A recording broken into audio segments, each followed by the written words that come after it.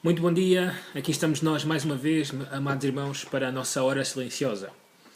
Hoje vamos finalizar esta carta de Esdras e vamos finalizá-la talvez não da melhor forma, não daquela forma como nós gostaríamos que uma carta terminasse, mas vamos terminar por saber o fim deste tempo de transgressão, de pecado na vida de Israel.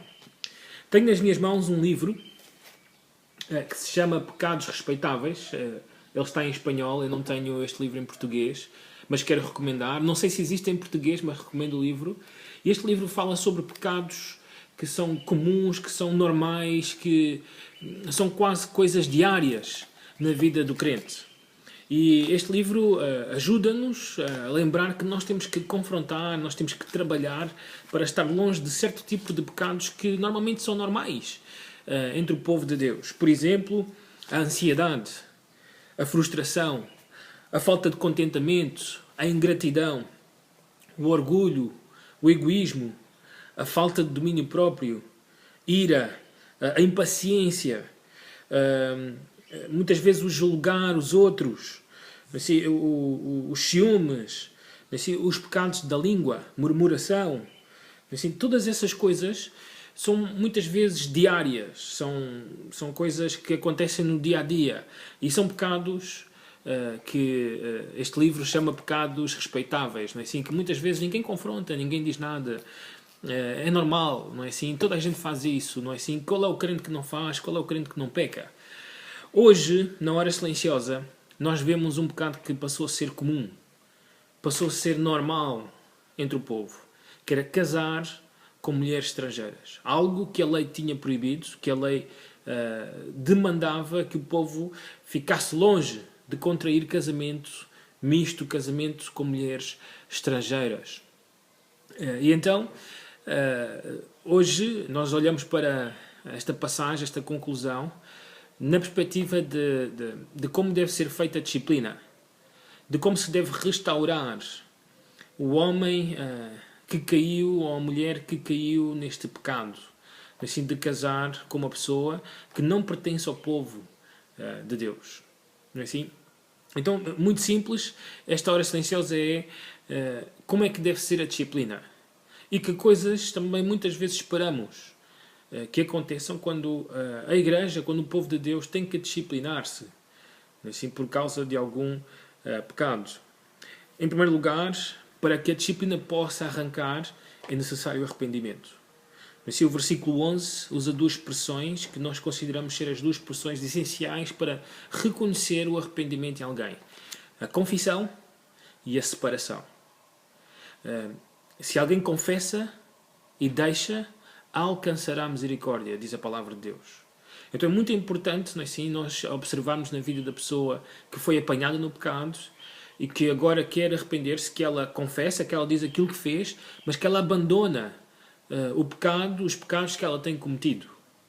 Além disso, é necessário uma unanimidade ou uma unidade na disciplina. O versículo 12 diz que toda a congregação assim, esteve a favor desta confissão e desta separação. Então é importante que a igreja esteja unânime quando se trata de disciplinar o povo de Deus, aqueles que estão em pecado. Além disso, outro aspecto que encontramos na disciplina é a organização. É necessário organizar-se. Eram muitas pessoas, diz o texto.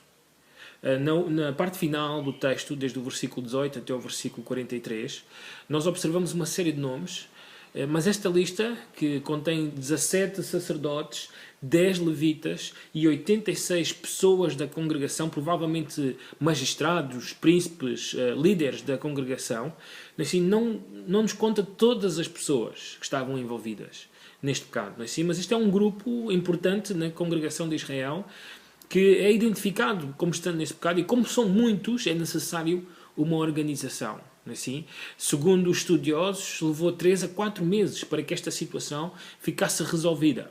Então é necessário organizar-se para disciplinar assim, aquele que está em pecado. Além disso, é necessário um compromisso na disciplina.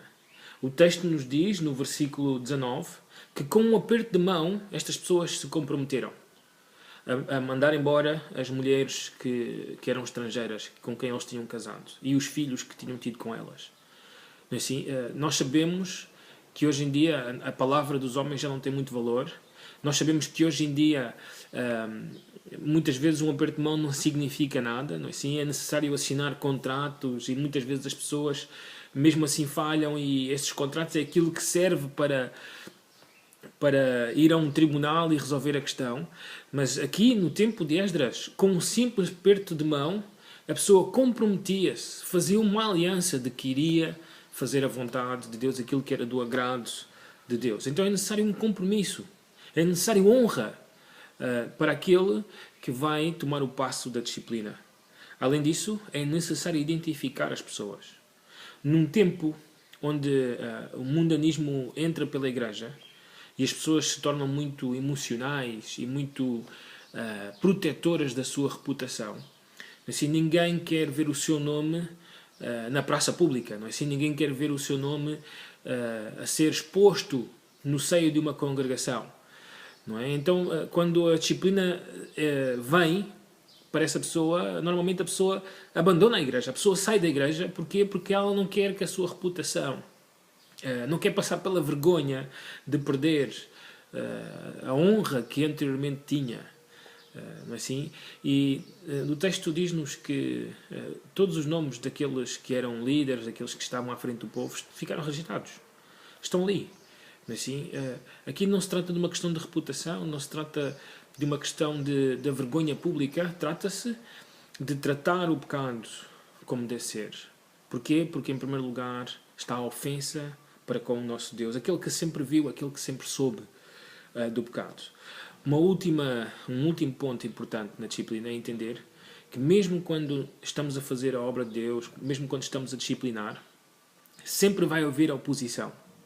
Assim, no versículo 15, diz que alguns homens, alguns até mesmo levitas, se opuseram. Nós não sabemos se esta oposição foi em relação ao abandono, à separação que era necessária como arrependimento pelo pecado, ou à organização, assim, que Esdras e os outros propuseram, assim, para que todo o povo abandonasse o pecado. Não sabemos, mas a verdade é que ainda hoje, assim, quando nós disciplinamos alguém na igreja, há sempre pessoas que se opõem ou à disciplina em si, ou se opõem à forma como vamos fazer.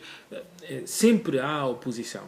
E, irmãos, é necessário unanimidade na disciplina. É a vontade de Deus, é aquilo que Deus quer para que haja santidade no meio do seu povo. A santidade é muito mais importante do que números. É muito mais importante do que aquilo que uma pessoa com o seu talento, a sua capacidade pode dar a uma igreja. A santidade de Deus é o poder de uma igreja. Então, a carta de Esdras termina por mostrar-nos aquilo que foi feito para que essa santidade fosse restaurada, voltasse para o seio do povo. Que a santidade possa estar no meio da nossa igreja. E que quando houver necessidade de disciplinar, todos nós estejamos unidos para aquilo que deve ser feito. Que Deus vos abençoe. Bom dia.